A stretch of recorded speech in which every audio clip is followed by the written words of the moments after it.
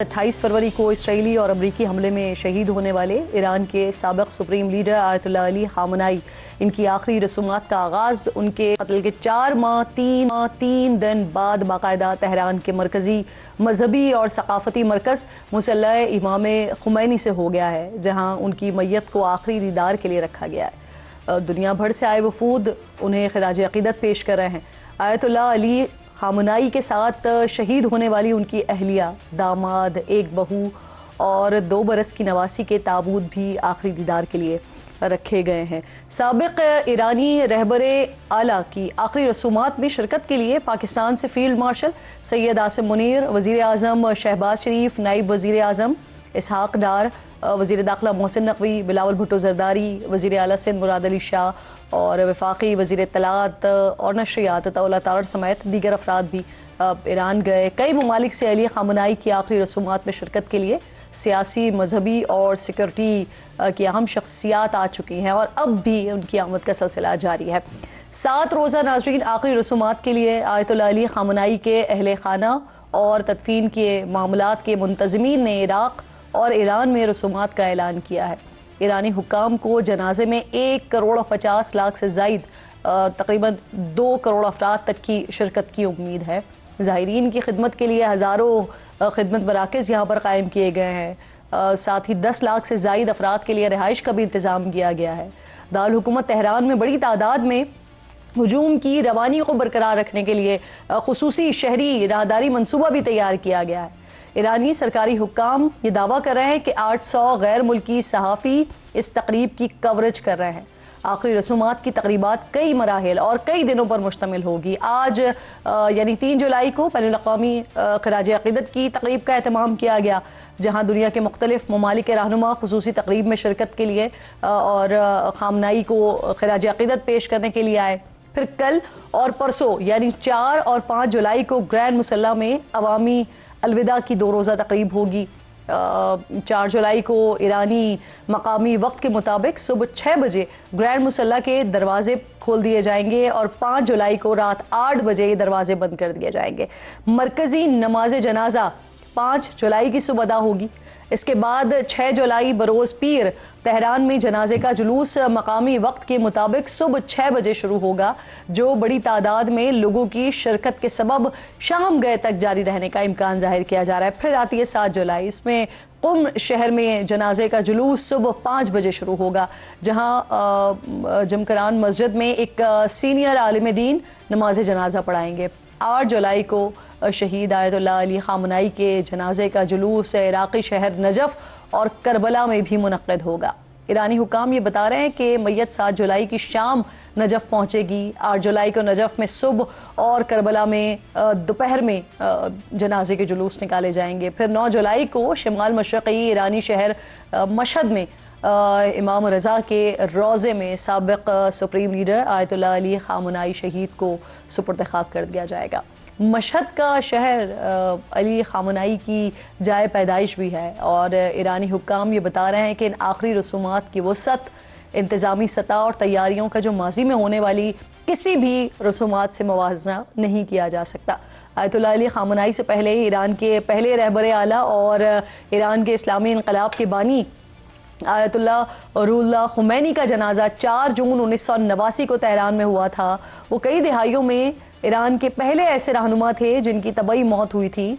इमाम खुमैनी के जनाजे में बैनुल-अक़वामी रिपोर्ट्स और ख़बरें हैं, इसके मुताबिक उस वक्त तकरीबन एक ईरानियों की जो शिरकत थी वो तकरीबन 1 करोड़ बताई जाती है और इस वक्त हुजूम इतना ज़्यादा था कि तेहरान की फायर ब्रिगेड्स को लोगों पर पानी की बारिश करनी पड़ी ताकि वो गर्मी और दम घुटने से बेहोश ना हो जाए। रुहुल्लाह खुमैनी की मैयत को हुजूम से बचाने के लिए हेलीकॉप्टर में मुंतकिल करना पड़ा था, लेकिन जैसे ही हेलीकॉप्टर उतरा हुजूम ने आगे बढ़कर उनकी मैयत को संभाल लिया था और लोगों में उनके कफन का टुकड़ा हासिल करने की दौड़ शुरू हो गई थी ताकि वो उसे एक यादगार के तौर पर अपने पास रख सकते हैं।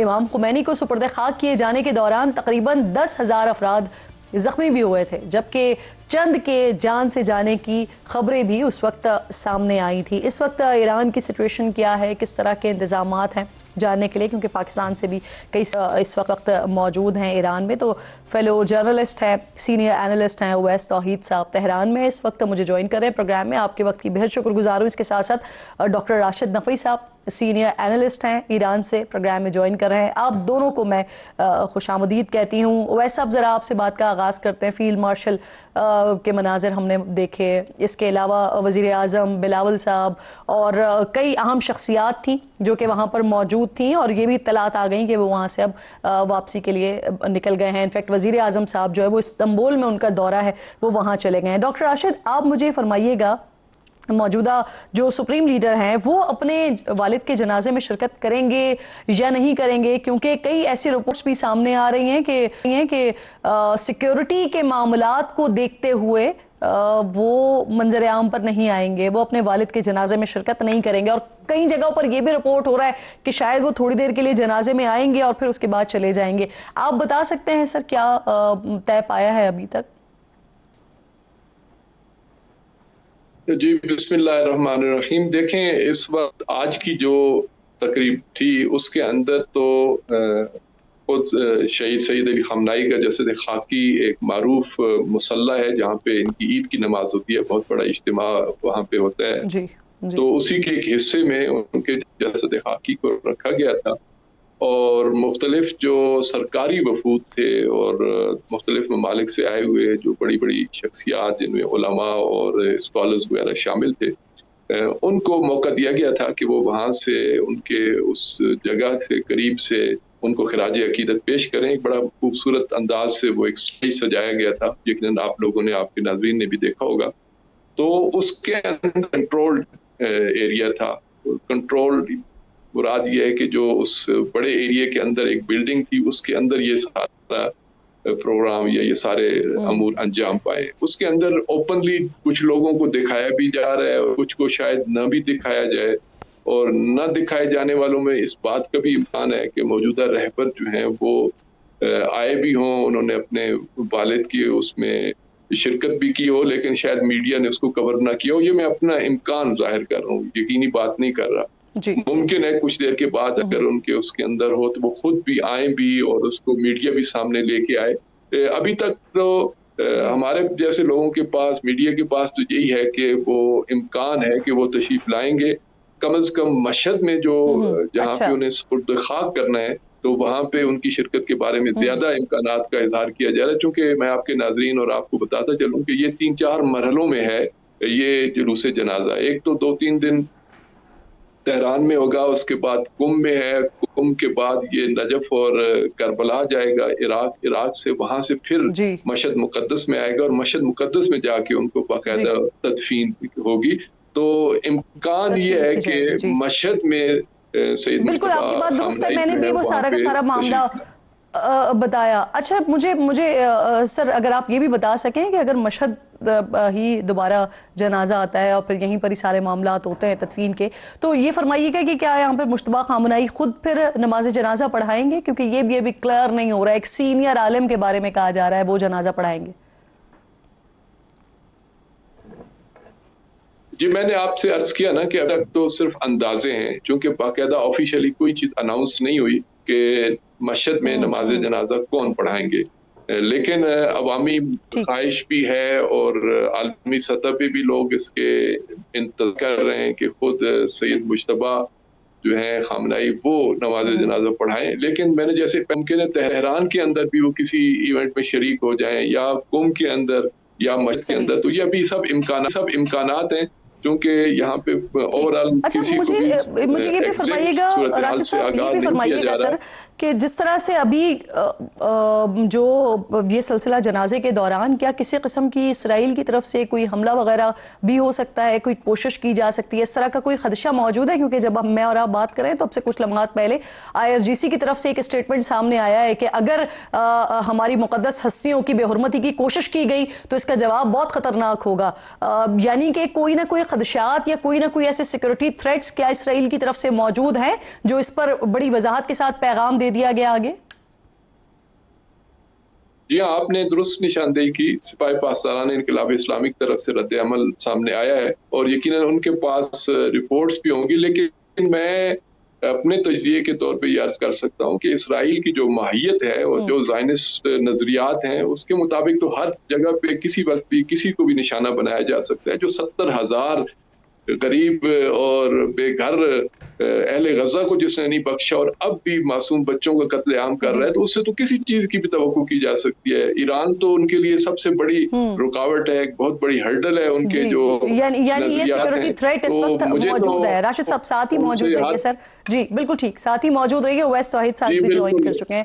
بہت شکریہ اویس صاحب. یقیناً جو اس وقت وہاں پر مناظر ہیں میں دیکھ بھی رہی ہوں، صبح سے فالو بھی کر رہی ہوں، اور بتایا یہ جا رہا ہے کہ وہاں پر جو پاکستانی صحافی ہیں ان کو باقاعدہ طور پر جس طرح سے ایرانی عوام مل رہی ہے یا ایک سوگ کی کیفیت ہے وہاں پر، لیکن ایرانی عوام یہ بتا رہی ہے پاکستانی جتنے بھی صحافی ہیں ان کو کہ وہ سمجھتے ہیں اس بات کو کہ سب سے بڑا کردار پاکستان نے ادا کیا ہے. اور پھر اسی کردار کو دیکھتے ہوئے جس طرح سے ہماری پوری کی پوری آلموسٹ قیادت وہاں پر موجود، وزیر اعظم صاحب بھی، فیلڈ مارشل بھی، دیگر اعلیٰ سطحی قیادت بھی، ایک بڑا اسٹرانگ میسج بھی گیا ہے. اس کے علاوہ بھی پھر ہم دیکھ رہے ہیں کہ وہاں پر 90 سے زائد ممالک کے وفود ہیں جن کی شرکت یا ہونی ہے یا ہو چکی ہے. آپ نے کیا دیکھا سر؟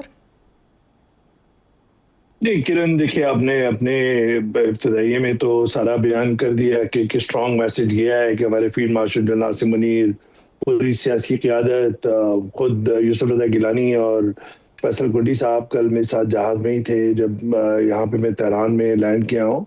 تو ایک بہت بڑا ایک اسٹرانگ میسج 1947 سے جو ایک بردرلی ایک ریلیشن شپ ہے ایران کا. ایران the first country جس نے ریکگنائز کیا پاکستان کو آفٹر اس کریشن ان 1947، اور پھر جس طرح ایک سال کے اندر 2 دفعہ جنگ کے دوران ہماری سول اور ملٹری لیڈرشپ نے جس طرح ساتھ دیا ہے، اور جس طرح جنرل ناصر منیر صاحب نے ایک آرکیٹیکٹ کے طور پہ ایمرج ہوئے ہیں کہ جنہوں نے بروکر کی ڈیل خود اس جنگ کے دوران 2 دفعہ دورہ کیا جہاں پہ اسٹارٹ لگ رہی تھی کہ کہیں اسٹیل میٹ تو نہیں آ گیا.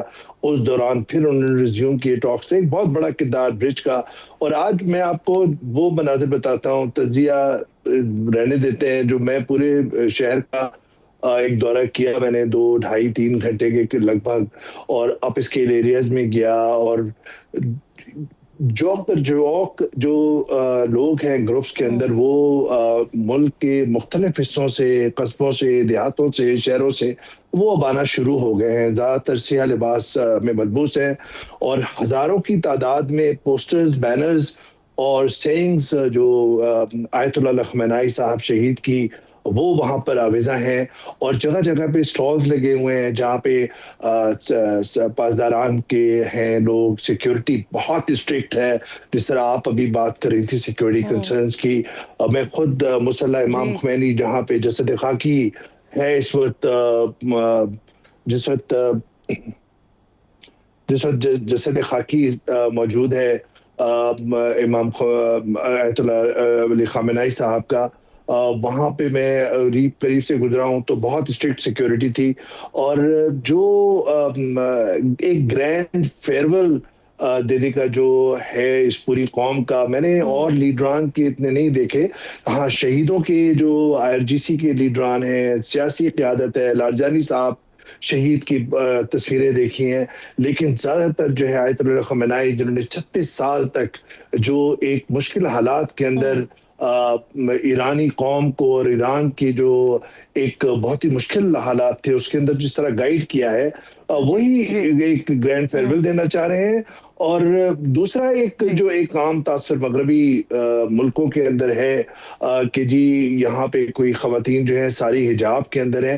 ایسا بھی نہیں دیکھا میں نے. لڑکیاں نارمل جینز ٹی شرٹس کے اندر بھی دیکھا، اور لڑکوں کے ساتھ کھڑی ہوئی ہیں گروپس کے اندر، اپ اسکیل ایریاز کے اندر، چوراہوں کے اوپر موٹر سائیکلیں چلا رہی ہیں. تو وہ، اور دوسرا ایک دیواروں پر میں نے گریفٹی دیکھی کہ ابھی تک امریکہ مرد آباد کے نعرے لکھے ہوئے ہیں پرشین کے اندر، اور پھر ساتھ میں کہ ہمارے رہبر، جی بالکل، اور ساتھ میں جو ہے وہ کہ جو دشمن ملک ہے امریکہ، اس نے ہمارے رہبر کو شہید کیا.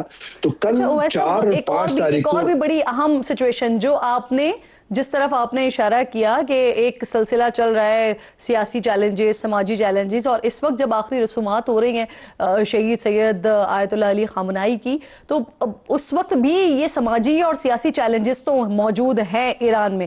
اب اس کے ساتھ ساتھ ایک مذہبی پہلو بھی بڑا امپورٹنٹ ہے. تو یہ فرمائیے گا کہ آپ وہاں پر یہ سارا سچویشن، اس وقت سارے مناظر کو دیکھ رہے ہیں، کیپچر کر رہے ہیں، کیا یہ موقع سر اقتدار کی منتقلی اور ایران میں علی خامنہئی کی شہادت کے بعد جو سیاسی نظام کا استحکام ہے اس کے لیے بھی یہ ایک اہم کردار ہو سکتا ہے؟ اور کیا اس کو کنسیڈر کیا جا سکتا ہے مجتبیٰ علی خامنہئی کی بیعت کو لے کر؟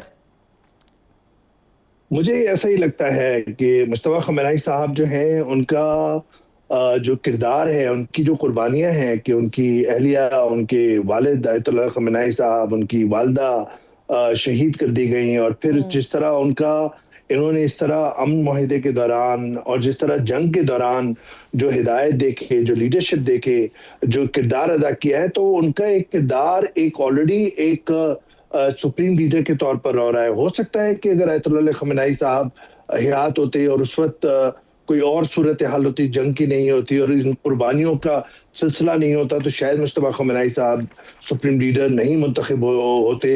لیکن اس وقت جس وقت میں اور آپ بات کر رہے ہیں، مجھے ایسا لگ رہا ہے کہ اگر یہ امن معاہدہ جو انٹرم امن معاہدہ ہے، ایک فریجائل ہے اور بہت بد اعتمادی کی بھی فضا میں نے دیکھی ہے لوگوں کو، کہ وہ اس امن معاہدے کے حساب سے اب معاہدے کے نکات کے حساب سے تو بہت مطمئن نظر آ رہے ہیں کہ بہت گین ہے ایران کا، لیکن ساتھ ساتھ میں وہ ان کو امریکہ اور اسرائیل پر اعتماد نہیں ہے، اور بد اعتمادی کی بہت لمبی تاریخ ہے جو ہمارے ناظرین کو، آپ کو بھی پتہ ہے. تو مجتبیٰ خامنہئی صاحب، مجھے لگتا ہے کہ اگر یہ معاملات آگے اسی طرح مرحلہ وار آگے اگر حل ہوئے، تو پھر مجھے لگتا ہے کہ ایک نئے ایران کی بنیاد ہوگی. اور مجتبیٰ خامنہئی صاحب، مجھے ایسا لگتا ہے کہ غالباً جس کی آپ بھی نشاندہی کر رہی تھی، عندیہ دے رہی تھی، مجھے لگتا ہے کہ وہ فیونرل پروسیشنز کو لیڈ کرتے ہوئے نظر آئے اور پہلی دفعہ پبلک اپیرنس دیں ان ملینز آف ایرانیز